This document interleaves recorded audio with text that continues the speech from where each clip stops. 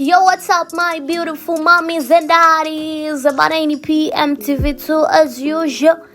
Na kama utakuwa mpita mtandaoni hivi karibuni siku kadhaa nyuma, au bila shaka umeona taarifa ya mwanamuziki Harmonize pamoja na mwigizaji nguli kabisa Kajala kwa kurudiana kwao, ambapo kwenye moja ya show huko Zanzibar ya Harmonize, Kajala alionekana lakini na matukio kadha wa kadha yakiwa yakiendelea ndani ya show hiyo ya Harmonize huko visiwani Zanzibari. Sasa leo bana, Kajala kupitia ukurasa wake wa Instagram Insta story aliposti picha, hakuandika chochote lakini akaweka tu wimbo wa Harmonize mpya ambaye amemshirikisha Mbosso, wimbo wa leo.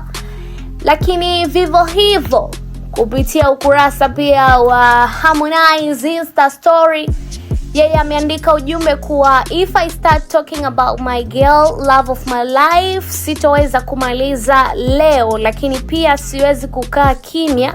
Pia siwezi kuchukulia poa swala la yeye kuja kwenye show yangu. I was so happy to see you again at my workplace. Tumepitia mengi, tumekuwa kama ndugu now. Kwenye jina langu kuna jina lako, na kwenye jina lako kuna jina langu. The world is so happy for us. Endapo mkono wako utapokea, I will put a ring on your finger again and forever. Let's restart.